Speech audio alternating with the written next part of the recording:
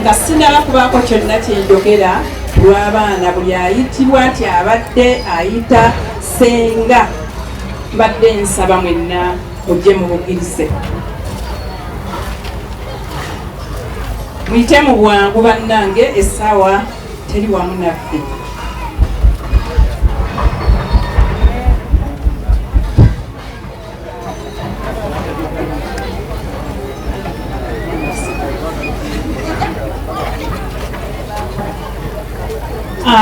Bassebo ne bannyabo nze gwe bawadde omukisa guno okubeera nga nze ayogera ku lwa bannamuŋŋoona ababadde bayita omugenzi ono Ssenga.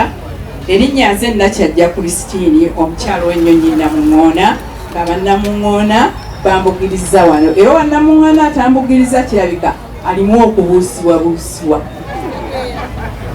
Tusanyuse nnyo balaba nga ffe abannamuŋŋoona okusooka byonna nebaza Mukama olw'obulamu bawadde Ssenga waffe.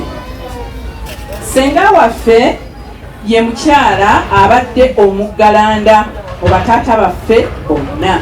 Ye muggalanda ate bambi yafundikidde ekisinde kitalo nnyo. Okusooka byonna twebaza abantu b'ebbira Lubanyi okuva Ssenga waffe lwe yassa omukka ogw'enkomerero olutali lunaku lumu ezitali nnaku bbiri wabula wiikisi nga bbiri nga muli wamu naffe nga mukungubaga naffe nga mutubugiriza nga mutuwa ebyokulya nga mutuwa ebyokunywa nga musomba enku muziraba na kaakati zikyali mu luggya. Bane twebaza nnyo waliwo omwami Ssenki ne ttiimu ye. Ssenki otukoze bulungi nnyo era Mukama bwanaye bw'olibanga otuusikiddwako ky'otuuseeko tukubeko tulina okusasula ebbanja ly'otutoze ne banno bonna ku kyalo kuno. Bannange bannabbira twebaza ebbanga lye muwangadde ne Ssenga waffe ne mutakoma kubeera nga muwangaala naye wabula ne mumukuuma ebbanga lyamaze ku nsi kuno ng'akyali kungulu nga tannaba kuyingira mu nnyumba ye ey'olubeerera. Mwebale nnyo mwebalire ddala.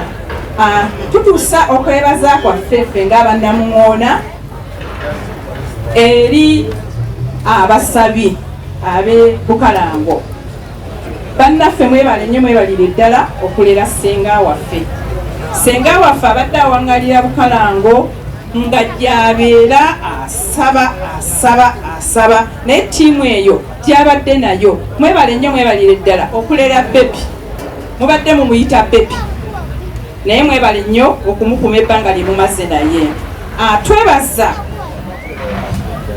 abajjanjabye Ssenga waffe okuva lwe yava e Bukalango n'akomawo. Abaana bennyini abannamuŋŋoona mwebale nnyo kyali Siipaatu n'abalala n'omukyala abadde amujjanjaba erinnya lye siritegeera bulungi. Twebaza nnyo mwebale nnyo mwebalire ddala.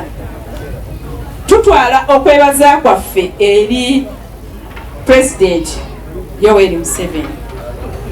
Tumwebaza nnyo kubanga bino ffe tetwandibisobodde ennaku 14 tetwandisobodde kuteekateeka lunaku luno olusembayo. Twebaza olw'amabugo gaffe ge yatukubagiza ng'ayita mu ofiisi y'omukulu akwataganya eby'ettaka omwami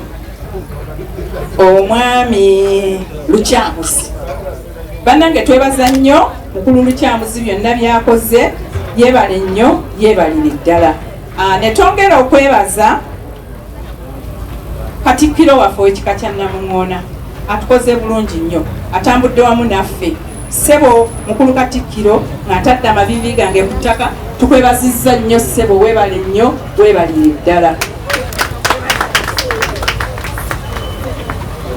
Ssenga waffe ono abadde omukyala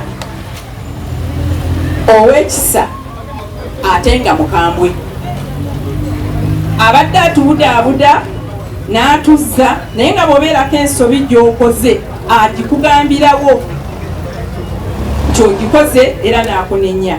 Naye nga twamumanyiira abadde Ssenga waffe omulungi asembye Ssenga bonna naye ng'ate atubuulirira. Abakowa okubuulirirwa nga bagamba nti mukambwe nnyo naye ng'ate omanya okubuulirirwa ke omulaba nga mukyala abadde mwangu nnyo.